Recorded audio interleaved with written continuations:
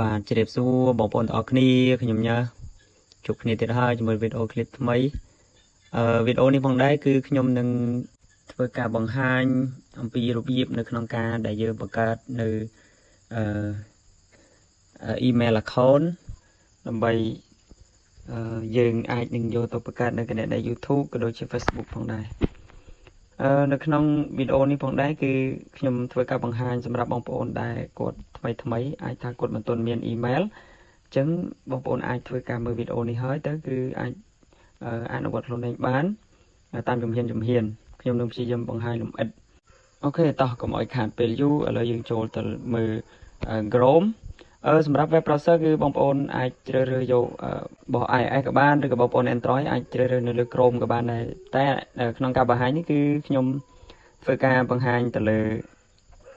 Google Chrome អញ្ចឹងបងប្អូនអាចមានជម្រើសច្រើនមួយណាក៏បានដែរអាស្រ័យលើបងប្អូនចូលចិត្តឬក៏ពេញនិយមប៉ុន្តែជាទូទៅគឺខ្ញុំបង្ហាញនៅលើ Chrome អូខេកុំឲ្យខាតពេលយូរយើងចុចទៅលើយើងចុចបើក Google Chrome មកហើយបន្តមកទៀតគឺបងប្អូននឹងឃើញផ្ទាំង dashboard របស់ Google ហើយបញ្ជាក់ផងដែរដោយសារខ្ញុំធ្លាប់មាន account login ច្រើនហើយពីមុនគឺខ្ញុំអត់បាន log out ទេគឺមើលទៅឃើញ account ខ្ញុំលុបជាហៀងបាទកន្លែងនេះគឺបងប្អូនចុចនៅលើប៊ូតុង search ហើយបន្ទាប់មកទៀតបន្ទាប់ពីបងប្អូនចុចនៅលើប៊ូតុង search គឺយើងចាប់ផ្ដើមធ្វើការបញ្ចូលនៅkeyword យើងហៅថាពាក្យបញ្ជា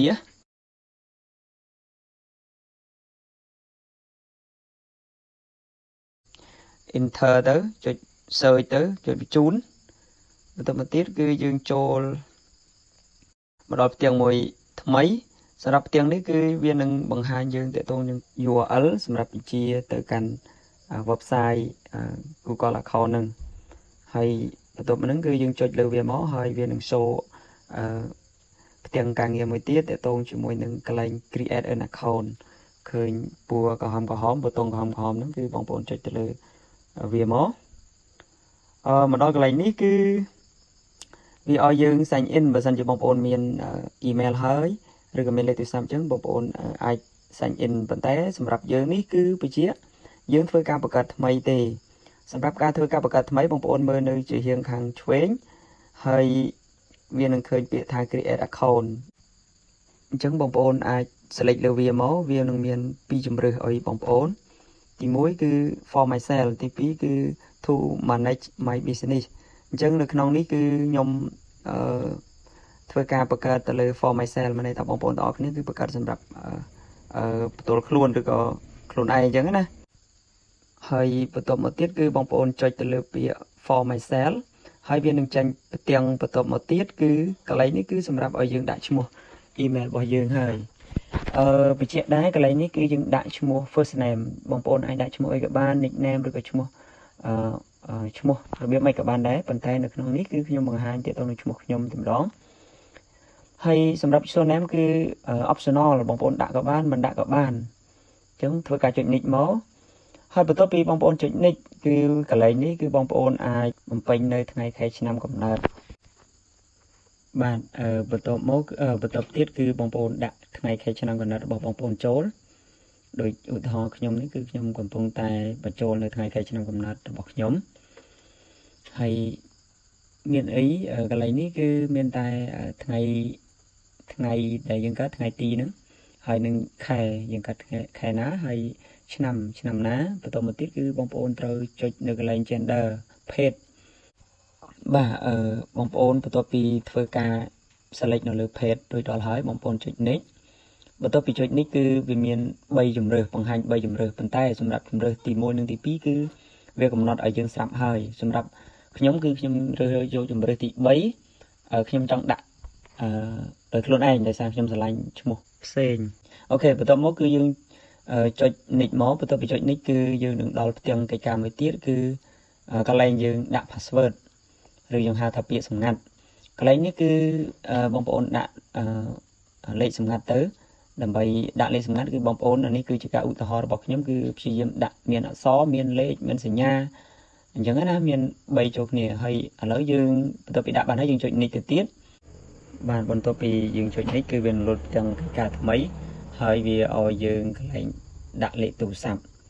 ស្រាប់កន្លែងនេះគឺខ្ញុំធ្វើការវាយលេខទូរស័ព្ទរបស់ខ្ញុំចូលបញ្ជាក់ផងដែរកន្លែងនេះយើងអាច skip បានប៉ុន្តែខ្ញុំអត់ skip ទេដោយសារខ្ញុំចង់ឲ្យវា security មួយកម្រិតអញ្ចឹងណាសម្រាប់ recovery អូខេកន្លែងនេះគឺខ្ញុំធ្វើការចុចនេះទៅទៀតហើយបន្ទាប់ពីចុចនេះហើយគឺកន្លែងនេះគឺវានឹងបង្ហាញលេខទូរស័ព្ទដែលយើងបានដាក់មិញបន្តមកទៀតយើងចុចនេះទៅគឺកន្លែងនេះគឺជា term of service ឬក៏ privacy and term ហ្នឹងយើង scroll មកក្រោមឲ្យអស់មកយើងឃើញប៊ូតុងមួយវាដាក់ថា I agree អញ្ចឹងបងប្អូនចុចនៅលើ I agree មកគឺយើងបញ្ចប់នៅការបង្កើត email អញ្ចឹងបន្ទាប់មកទៀតគឺបងប្អូនចូលត្រឡប់ក្រោយទៅវិញឲ្យអស់មកហើយយើងចូលកន្លែងយើង search មិញណាកន្លែងយើង search ពីដើមមុននឹងយើងចូលបង្កើតណាអញ្ចឹងកន្លែងនេះគឺយើង search កន្លែងពាក្យដដែលមកដើម្បីចូលទៅកន្លែងមិញបន្ទាប់មកទៀតគឺបងប្អូនចុចទៅលើ icon របស់ logo ហ្នឹងហើយយើងឃើញពាក្យ email របស់យើងដែលយើងទៅបង្កើតថ្មីវា load នៅខាងក្រោមហើយហ្នឹងហើយអានេះគឺជា email ដែលខ្ញុំបានបង្កើតមុននេះហើយយើងចុចទៅលើវាមើលហើយវានឹង show ទៅនឹង dashboard នៅក្នុង Google account នេះគឺជា dashboard នៅក្នុង Google account វាបង្ហាញយើងរបៀបនេះបាទបងប្អូននេះគឺទម្រង់ដែលយើងចូលមកក្នុង dashboard បន្ទាប់មកទៀតគឺបងប្អូនចុចទៅលើត្រី3ហ្នឹងដើម្បីយើងចូលទៅមើល email ទាំងអស់គ្នានៅកន្លែងចុចត្រី3ចុច icon logo របស់យើងបន្ទាប់ពីចុចមកគឺយើងឃើញ email ហើយយើងចុចទៅលើ email ហើយយើងនឹងឃើញ inbox email នោះចូលបានមួយបាទជាចុងក្រោយគឺខ្ញុំសូមបញ្ចប់តែប៉ុណ្ណេះទាក់ទងនឹងការបង្កើត email ហើយយើងនឹងជួបគ្នានៅវីដេអូបន្តទៀតជាមួយនឹងការបង្កើតគណនី YouTube ឬក៏ Facebook ជាដើមអរគុណសម្រាប់ការទស្សនាយើងនឹងជួបគ្នានៅវីដេអូខាងមុខទៀតជម្រាបលាអ្នកទាំងអស់គ្នា